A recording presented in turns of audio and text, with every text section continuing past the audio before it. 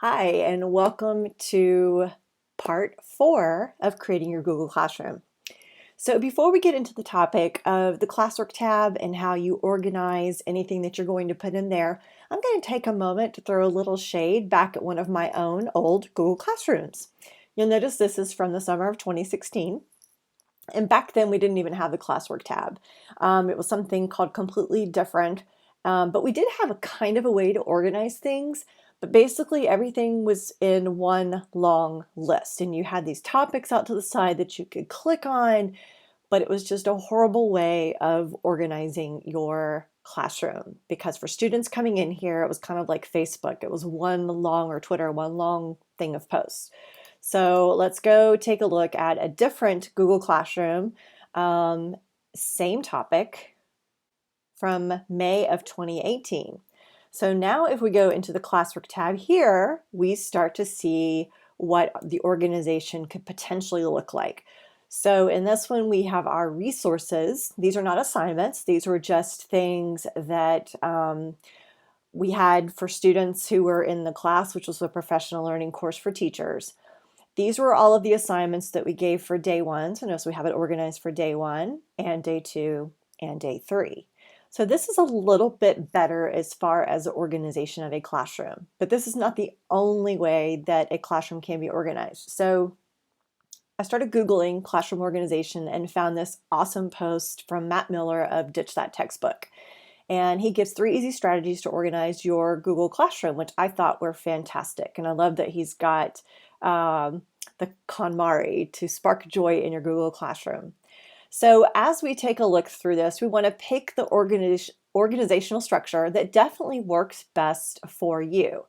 And what that is could be different for every teacher. It's definitely going to be different for, let's say, elementary teachers versus middle school teachers and versus high school teachers. So one option is actually to sort by week. And so if we jump back into Google Classroom for just a moment, you'll notice that we can go in here under create and we can create topics. So that's what these divisions are that you're seeing that have the lines. These are all considered topics. So if we go back over here, we can see that they've used the topic organization tool to sort assignments by week. I think this is a great idea for potentially for high school, especially for students who may be absent for extended periods of time, that need to be able to go back and see specific assignments that they may have missed while they were absent. Or you could turn it into being sorted by unit. As a former French teacher, I taught by unit, and so that's how I kind of thought of everything that I did. So for me, this might be the most, I guess, reasonable way for me to have organized my own classroom. Or even this, organized by subject or by topic. However, sometimes students don't necessarily think in that way, so don't just consider the organization that would make the most sense for you. You need to look at your organization and think about how it would make the most sense for your students to navigate. How are they going to think of things? Are they going to think of things in terms of, oh, I was absent here, so I need to go back here? Are they going to think in terms of the content that they might be missing? So kind of keep that in mind as well. Sorting by file type, definitely do not recommend this at all whatsoever.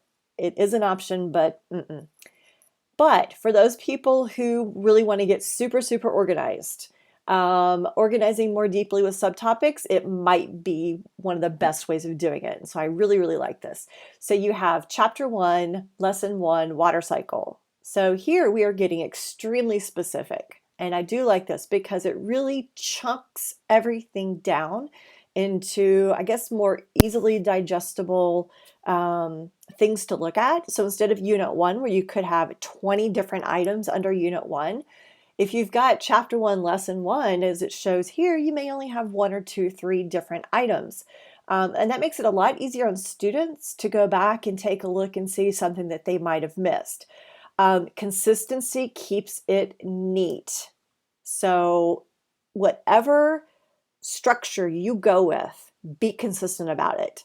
My advice is maybe start off on a piece of paper and kind of design out how you want your classroom to look like and write out how am I going to name everything. So kind of keep that in mind as well. And here's another idea of Unit 1, Chapter 1, Lesson 1. For me, I don't know, Unit ULC, I don't know. I like this way better for me. I like to be able to see the word Lesson 1 written out. But again, think about what makes the most sense for your students. You can even use emojis and parenthetical abbreviations as tags for the different activities. So here's an example showing that. And we'll take a look at maybe some other examples of what this might look like in another video. But I just wanted to go ahead and kind of start this thought process with you before we get into the actual minutia of how to do it. So again, start with a piece of paper. Maybe go in and start thinking about how you want to organize your Google Classroom and just kind of sketch it out, almost like you're doing a storyboard, but kind of sketch it out. What makes the most sense for your students, for them to be able to navigate Google Classroom, to find what they need to find in the least amount of time.